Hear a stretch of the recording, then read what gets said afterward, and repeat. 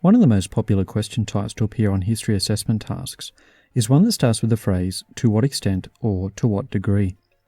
Despite the fact that it appears so frequently, particularly on exam papers, some teachers and students are not sure how to correctly write a response to it. Thankfully, "to what degree" questions are relatively easy to understand and to write a sophisticated response to, as long as you know what they are specifically asking you to do. In this video, I'll explain what such questions are asking you to do and give you some practical tips on how to write an essay response to a "to what degree" or "to what extent" question, so that you feel confident in your assessment pieces. First of all, it's crucial to understand the purpose of the word degree or extent in this kind of question. Regardless of which of the two words are used, they mean exactly the same thing. They're asking you to assign a degree of importance to how influential or important a particular factor is regarding the topic at hand.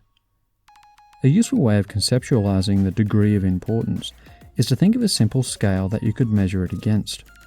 For example, could be a high degree of importance, equal degree of importance, or low degree of importance.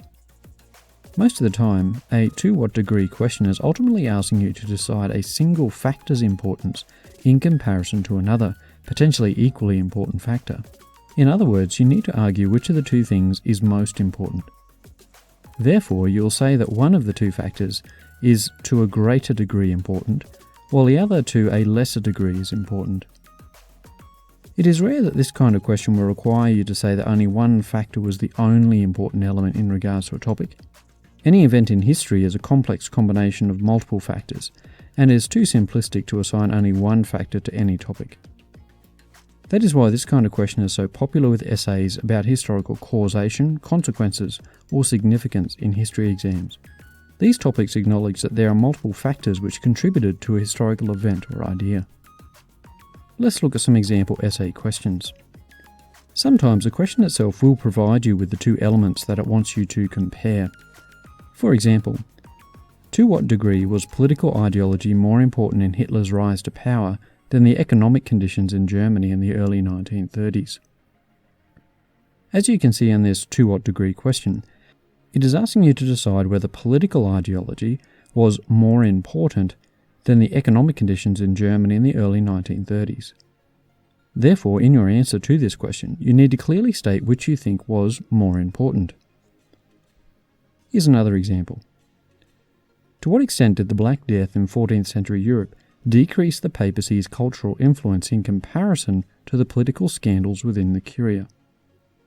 Once more, it's easy to identify what you're being asked to decide between, whether the Black Death in 14th century Europe or the political scandals within the Curia was more important in causing the decline of the papacy's cultural influence.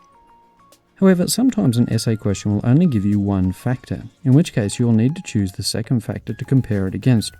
In this example, it says, "To what degree was Julius Caesar's assassination the result of his own hubris?" In this example, the question only gives you his own hubris as one important element. Therefore, you'll need to decide, based upon your own historical knowledge and the sources supplied, something else to compare it against. Once you have identified the two elements you're going to compare in your answer, you need to decide which of the two you're going to assign most importance to. When you write your answer to the essay question, which will become your hypothesis, you have to ensure that you clearly state which of the two options you have decided is the most important. You can use the following cues to identify the greater and lesser factors.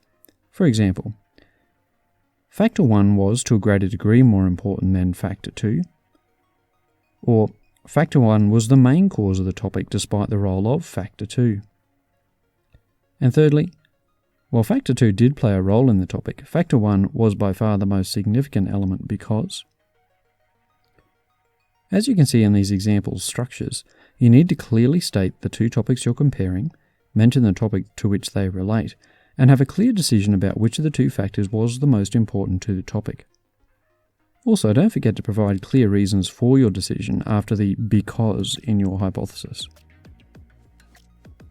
So once you've decided which of the two factors was the most important and which was the least important, you can start planning your essay paragraphs. Since essays typically require you to follow the standard 5-paragraph structure, that's an introduction, 3 body paragraphs, and a conclusion, you know that you'll have 3 body paragraphs available for arguing your decision.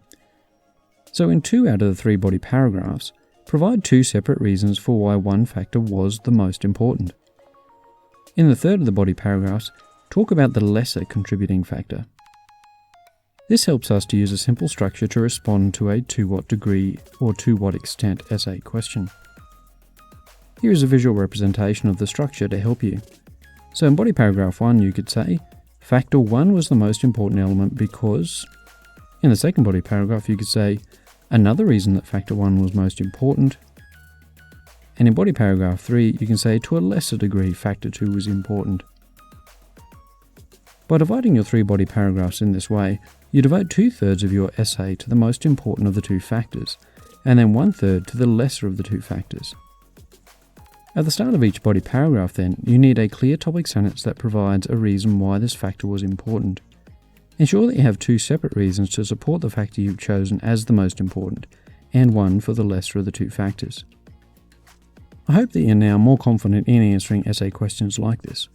For more information and some examples, click on the link in the description below, and I'll see you next time.